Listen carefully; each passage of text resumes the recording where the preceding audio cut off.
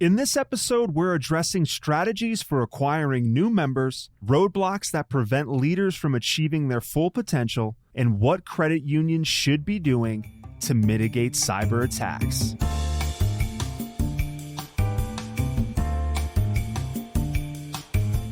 Welcome to Grow Your Credit Union. I am your host, Joshua Barkley, and I am with my co-host, the Talk of Texas, Becky Reed. Becky, can I get a howdy, y'all? Howdy, y'all. I want to start off this episode by sharing some good news, but first I want to mention our sponsor, Silver. That's Silver with a U. For those who aren't in the know, Silver is the retirement engagement solution for Americans ages 50 and up. Stick around to learn how Silver can help your members plan for retirement later in the show. Becky, let's get to the good news. This show is already doing extremely well, far beyond our initial expectations. That is incredible. I am so thrilled and excited that the show has been downloaded by so many people, and we have had a lot of people want to be guests, so that's really exciting too. Very, very exciting. We want to thank the audience that has been listening to the show. We really appreciate it. And if you haven't already, follow us on your preferred podcast app and follow us on LinkedIn. We've got a LinkedIn page called Grow Your Credit Union. Give us a follow. All right, Becky, let's kick off the show. I want to bring on our guest. With us today is the Chief Operations Officer of Great Lakes Credit Union, Elizabeth Osborne. Elizabeth, welcome to the show. Thank you for having me. In an article published on Globe Newswire, a study conducted by Charter states only a third of people worldwide are likely to advocate for or recommend a financial services company. And it goes on to say that 37% of respondents said they're likely to switch banks in the coming year. Sounds to me like a lot of people are not satisfied with their respective financial institutions. So, Becky, let me start with you. What strategies should credit unions have in place to both retain and acquire new members? It's a struggle. There's a book called Marketing 5.0. I recommend everybody read it. And what it talks about is there are 5 generations right now that companies have to market to. And credit unions are no different. So that means we have to market all the way from Gen Z, which are the latest on the scene, and potentially even the alpha generation that comes after them, because kids accounts are a thing, all the way to even the silent generation, which are in their 80s and up now. Having that breadth of marketing is really, really challenging for credit unions. So credit unions do well with about 2 of those segments. And believe it or not, those are the older portion of the segments. The baby boomers, I think credit unions do really well. Lots of people join credit unions in that particular generation. Gen X joined credit unions because their parents were members. And now coming behind them, the millennials, not so much.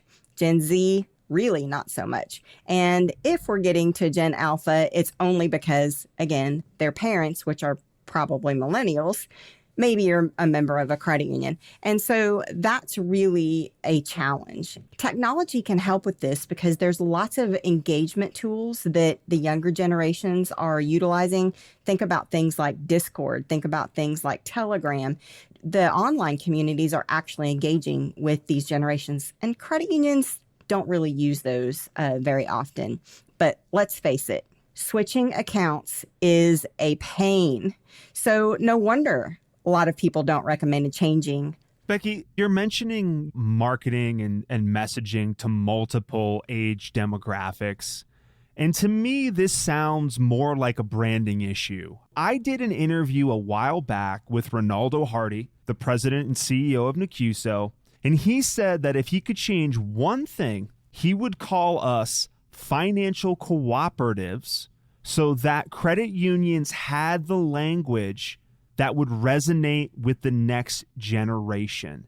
You've also mentioned this on our show and how we aren't doing a great job marketing the CU difference. Let's move this over to you, Elizabeth. Do you agree with Becky's take?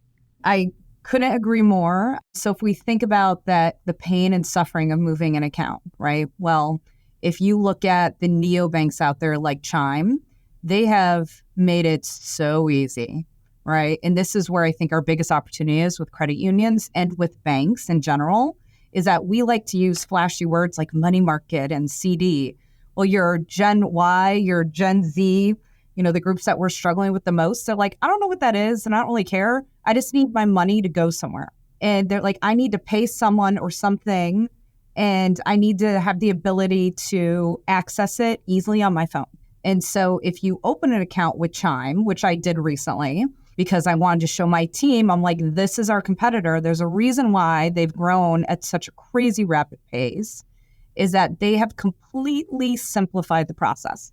There's no more like, what kind of checking account do you want? And they're just like, hey, you need an account. Okay, great. Let's get your account open. You fund it. Very simple, easy steps. It's extremely simplified. And then after you open that account, which you don't know if it's checking, you don't really know what it is, you're just opening an account. Then they're like, hey, after some time, they're like, we noticed you have a little, like you got 50 extra bucks in your checking account every week. We recommend you make money with your money. Let's move it over and get you started with a savings account. And it's just this very fluid, almost like conversational banking approach that, frankly, credit unions and banks don't offer. It's a clunky process. The technology is not great. Some are much more advanced than others, but it's a very different process and experience than what you'd find with the neobanks. And so I think that's our biggest opportunity. We recently introduced a new online account opening platform, and we tried our best to kind of mimic that simplified workflow. But unfortunately, we're held to different regs, right? And there's different risk considerations that we have to take because as a financial institution that make that process a little longer. So we're like, okay, let's keep it under 5 minutes. Let's keep it simple. And there's still work to do. But what we have now is light years ahead of what we had 2 months ago. So we're getting there. But I do think that's the biggest challenge. And it scares the living bejesus out of me, because if we keep at this rate and look at our membership base, I think our average member definitely in the upper 50s, okay? Even larger, later generations. Well, as they kind of phase out, and if we don't have members to replace that, then we're a dying breed. And that's a problem. There are a lot of jobs that are not appreciated, and one of those, call center employees. This comes from a study published by the SQM Group a year ago, but the problem is still relevant today, and this study claims that the average call center turnover was 35% in 2021 and 38% in 2022. So I want to start with you, Elizabeth. As a credit union leader, what do we have to do to better support our call agents and lower turnover in the industry? Yeah, there's a lot we have to do. And actually, I would say on average, every other week, I'm speaking to a credit union recently about what we've done, which is not perfect. And we are not where we need to be, but we're trying our best to address it, is trying to slow down the burn and high turnover rates in the contact center by improving morale. Over the last year, we've worked really hard to improve our contact center. There's ebbs and flows. I'll tell you right now, we're on the downside, not the upside. 3 months ago, we were doing a lot better than we are now. It is what it is. We got to address it. It's really a few different pieces. One is we have to make sure that we are supporting our employees. You have to have the right people in the right seats. And if you don't have the right managers coaching and leading in the moment with that staff and feeling like they're supported, you're not going to be able to slow that down. It's just we expect so much out of these employees. They have to know how to support online banking. They need to help members who are challenged with opening an account. They're going to help them with closing out account. They're going to help them through card fraud. I mean, it's a tremendous amount of knowledge. It requires a ton of training. And so it's hard to get them trained up where they feel like really positive and like they are feeling successful in their job. And then the question is, how do you retain them? You got to keep morale up, keep them really positive feedback and engaged, make it fun at work, have the options for remote work, which we now have the technology in place where we can be able to do that in the near future. But I think all those pieces together, which is nothing life-shattering, nothing brand new, it's almost like you have to keep it simple to address it, but they need that focus, and you need both the executive and senior manager focus where they feel like they're being supported. Becky, what do you think? If you've ever worked in a call center, it is like the most terrible job ever. Those folks just get abused. When people are upset, they will say things to you over the phone that they would never say to you in person. If somebody is frustrated or upset, which at a financial institution, sometimes that happens because you have people's money, they call in the call center, they're frustrated, they're upset, and they just unload on the call center agent. It's really a frustrating thing. I have actually witnessed call center employees that get up, throw their headphones on the counter, and walk out the door crying. It is just a brutal job. So high turnover in a call center is not necessarily unique to credit unions, right? It's just a hard job overall. Now, from a credit union perspective, when you are working in a call center, you have to kind of be the one-stop shop and you have to know everything. And at Lone Star, we actually counted all of the products and services that we offer, and it was over 100. And a call center employee has to know all of the details about every single one, because somebody might call in and have a question about any number of those. They could have a question about 5 of those 100. They could have a question about 100 of those 100. Oh, and by the way, we expect our call center employees to sell those 100 things to the member, to be that doctor, right? To be the respected advisor, right? To the member. We want them to say, oh, Mr. Member, I understand you have a problem. Let me recommend one of the 100 things that I'm super well versed on. You kind of get all of that whenever you're a call center employee. So one of the things that I recommend is having a triage. Now, not every credit union can afford to do those things, but even if you have a 5-person call center or even a 3-person call center, you can triage the needs of the member to somebody who maybe is more experienced. And perhaps you can even pass that call on to a non-call center employee that might be a subject matter expert in that area. So that's a way to help, that you can bring on new people who don't necessarily have to memorize the dictionary before they can start their job. Hey, I want to take a moment to talk about this episode's sponsor, Silver. Silver is the retirement engagement solution for Americans over 50, the demographic that holds over 80% of U.S. household wealth and is the first generation to retire without the benefit of a pension. Silver makes it easy to help them. With over 800 classes, powerful calculators, and a proprietary retirement score to guide complex decisions along the 20 to 30-year retirement journey. Silver's always-on technology platform is designed to economically engage all of your members who are ages 50 and up, not just those served by wealth management. Silver helps capture and retain direct deposit relationships and uncovers hundreds of millions in new deposit and wealth opportunities. Support your most valuable member segment, reduce asset flight, and help your members retire fearlessly with Silver. Learn more at silver.com. That's SILVUR.com.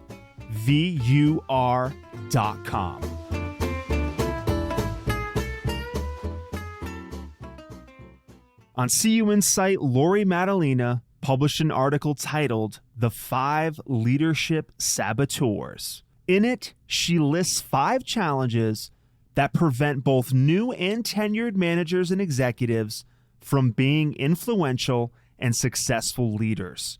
Number 1, lack of self-awareness. Number 2, lack of focus. Number 3, lack of delegation. Number 4, lack of team engagement. And finally, number 5, being conflict avoidant. Becky, from this list, which do you believe poses the greatest threat to the success of a credit union leader? Well, all of these, Josh, are applicable to every leader in every organization, not just credit unions. But for me as a leader, one of the things that I found myself and also what I see in others is lack of self-awareness. That is something that affects everybody, right? If I'm not really aware how what I'm doing is impacting other people, maybe I'm not doing my best as a leader. So very early on in my career, I learned about the 4 behavior styles. And I learned what behavior style I was. And back then, I also learned what behavior style my husband was. We all have our positives and negatives, right? There's a yin and a yang. And when you get married, you often marry your polar opposite. You know, I am a super extrovert, outgoing person. My husband is more introverted and analytical. And that's really great when you're serving on a team. This also relates to being a leader. You need to have diverse perspectives and different people from different behavior styles contributing to make better decisions. But what I learned is that my husband wasn't necessarily trying to be a pain. And neither was I. And so once we learned to respect each other's differences, it made a huge difference in my life, both in my personal life as well as my professional life. Once I started really kind of turning that inward and understanding more about myself and how what I might be doing is impacting how others could potentially behave, that really helped me on the path to self-awareness. Are there any techniques that you use to try to help employees improve their self-awareness? Or is that even something you can do? Is that a Jedi mind trick? What do you think? It's one of those things that you have to have maturity, I think, in order to start looking inside yourself and recognizing how the things that you do can trigger things in other people, whether that be positive or negative. Self-awareness can begin with coaching. That's one of the things that I brought to Lone Star Credit Union. We studied the 4 behavior styles at Lone Star, and we learned how to communicate differently to different behavior styles. If you understand what makes you tick and you understand how your communication style can change a little bit to get the best out of the other person, then that's something that we should focus on. One of the things you can do with employees or really anybody, coworkers, a spouse, is you can just say, hey, can I give you some feedback? That thing that you just did made me feel this way. That can start to get people to recognize that their choices with how they speak, how they behave, are actually impacting the reactions of other people. Elizabeth, what's your take? I had 2. Lack of self-awareness was number 1 by far. Completely agree with that. I found that as a leader, I've been most successful when I've adjusted my style to the person, not expecting that they adjust it to me. And so it's hard, though. It's really hard when you have big teams because you're trying to get the most information you can to get support wherever you can for each individual. But each business is so different that their needs are different. I've kind of created like a general template that we use for our one-on-ones because I find the one-on-one meetings so valuable because that's where we get to connect and talk through things. And we try to add some personal stuff in there too, just so we get to know each other better because we're all very different. But that's something that I really actively focus on because if you have a lack of self-awareness, you will not be successful as a manager and you won't connect with your team like you really need to. And so something I've also been helping my team with is trying to do the same thing for them. And so like when, let's say one of my direct reports is like, wow, I'm so frustrated. I can't get through this person. I'm like, well, you guys are very different people, right? Goes back to what Becky was saying. You're very different. Have you approached it this way? Have you thought about asking the question or inquiring or starting a little differently next time? And then gauge your approach based on that. So sometimes, it takes a while to get into that happy medium space with both parties, but it's an effort that you have to be conscious about. The other was conflict avoided. And this, I've been so shocked. This is the second C-level team I've worked on. And I've always worked with other leaders, other executive leaders that really do everything they can to avoid conflict. Something a boss of mine taught me back in my early career when I was like 21 is she taught me something called the 24-hour rule. She's like, if someone says something to you, ticks you off, whatever, If you're still thinking about it 24 hours later, you got to address it, because that's going to impact your relationship with them. And it's going to change the way you handle situations. And so the way you approach it is not like, you ticked me off yesterday. You go up to that person, you say, hey, I wanted to follow up about the meeting we had yesterday, the conversation. I have a lot of respect for you, but I didn't feel like you were showing me that same level of respect. And I never want that to happen again. Can we talk about it? And 9 times out of 10, people are like, holy moly, I am so sorry. I had no idea. Thank you for bringing it to my attention. And at the end of that, the individual respects you a whole lot more because you've addressed it. So that is a huge opportunity with any leader across the organization. And I try to share that with my team too. In light of recent ransomware attacks targeting the credit union sector, including a very significant incident with Trellance affecting 60 credit unions, the question becomes, how are credit unions adapting their cybersecurity strategies to address not only direct threats, but also vulnerabilities associated with third-party vendors? I'd say it is a learning process. I found that in my banking days when I oversaw technology, I was asked a lot more questions from regulators and auditors about which type of controls and processes do we have in place to monitor and assess third-party relationships. Because if you think about credit unions, banks, we're all very much the same. We are so reliant on third parties, and majority of contracts do not have the proper, adequate protection to ensure that you're receiving the information you need to assess whether or not the security posture of your third party really truly is going to meet your needs. What are their response times in the event of an event? What level of information is required? And so I think there's a huge gap there, an opportunity. We are very focused on improving that here at Great Lakes Credit Union. And our third parties are fortunately very open to doing that with us. But it hasn't been as much as a focus. So if you think about vendor management and that side of the house, which is as we grow, and this whole podcast, we've talked a lot about technology, every single one of those components require typically 9 times out of 10 a partner. How do you know your partner is safe and that they're not going to have the ransomware attack? And then if they do, or when they do, because you will have a partner that has it at some point, how do you respond? So your BCPDR plan, are you testing it? Do you have the right people in place? Do you have templates? Do you have other third parties that help you work through that? It is a huge opportunity. And I felt terribly for those 60 credit unions. And I was selfishly really glad I wasn't one of them. And what does this do to trust erosion from members? Are there any lasting repercussions? I think the average consumer is becoming somewhat immune. So that is to our favor. You think about some of the recent healthcare attacks, hospitals completely shut down. That's your medical information. You trust everything with your doctor. That's happening. It's in the news. So I do think there's a segment of the population that is just like, it happens. Maybe I'm going to think twice before I put more money there or go there to see a doctor or whatever the case. But then the other piece is, it's how you communicate to really the small portion of your members that are going to call, or they're going to come in and they're really upset and they're threatening to move. So how do you tell your story? Because they don't know who your third party is and they don't frankly care. They just know that you failed.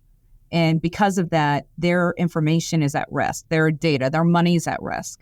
And so then it's all about, again, that response. How do you, your PR side of it, how do you ensure that you're providing consistent messaging back to the members to help to hopefully build that trust back again? Becky, let's kick it over to you. What's your take? I'm going to turn the tables a little bit, and I'm going to say that you can have all the controls in place, right? You can have the most secure network possible, which is a zero trust network. And that certainly helps from a cybersecurity perspective.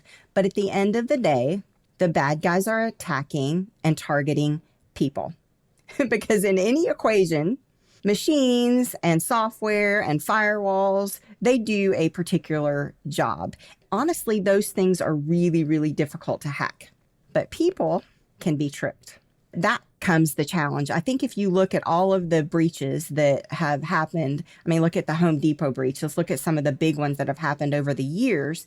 It's usually because an employee or a vendor or someone that has access to sensitive data clicks on a link in an email. That's it. Or answers the phone and someone says, hey, this is IT. I need access to your computer. I'm going to send you a link real quick. Can you click on it so that I can go ahead and make some changes to your desktop? You can spend all the money in the world to try to harden your network, but people are always going to be the weakest link. So I recommend focusing on what to do when you have a breach. It's not a matter of if, it's a matter of when. Let's have a tabletop exercise and say, okay, just like we do when there's a event like a fire or a robbery or a tornado or a pandemic, we have tabletop exercises that say, okay, what do we do when this happens? I don't think credit unions do a good job at that. I think that when a breach happens, everybody freaks out. Nobody knows what to do. And in some cases, you don't find out about it for months. I think that the case that just happened, there were 60 credit unions affected by that. I don't know the details. I haven't seen a postmortem, but I suspect that somewhere the weakest link was a person. They probably didn't find out about it for a while. And at that point, the damage was done. And maybe they didn't have the tabletop exercises to be able to respond super quickly. In a robbery in a financial institution, that's always a threat. And it has been forever. As long as there's been financial institutions that have money, robbers are going to target you, right? No different with cyber criminals. And we practice that over and over and over and over again. So when there is an incident, the employees instantly know how to react. They know what to do. They know who to call. They know where to go. That's what we need to focus on in credit union land around cyber events as well. Let's bring this show to a close. Elizabeth Osborne, thank you so much for joining us today. Do you have any final thoughts or advice for any current or future leaders out there? Yeah, I would say, and it's not like earth-shattering special news, but it's something that I found was the most successful for me, is that I took a chance. So if there was a job opening that was an area I knew nothing about, and if you think about your long-term goals, if it kind of led to that, it's like, hey, I'm going to raise my hand and say, maybe I should be considered. That has really helped me. It brings a lot of different perspectives. I think working in different departments, different industries, different size of companies gives you that broad perspective that you can really gain so much information. That's so important. A lot of people are really scared to make that change, to take that leap, to try. And having the confidence to give it a try and just say, hey, you know what? If I fail, I fail, but I tried something new. And you're going to learn a lot about yourself doing that process. That's so important. And that will lead to your growth, whether now is the right fit or not. The Chief Operations Officer of Great Lakes Credit Union, Elizabeth Osborne, thank you again for joining us today. Becky, thank you as always. And another huge thanks to Silver for sponsoring this episode. Remember, Silver is the retirement planning solution designed to help empower your members to save for a comfortable retirement. And finally, a thank you to you, our audience, for listening to another great episode of Grow Your Credit Union. Take care. Bye-bye.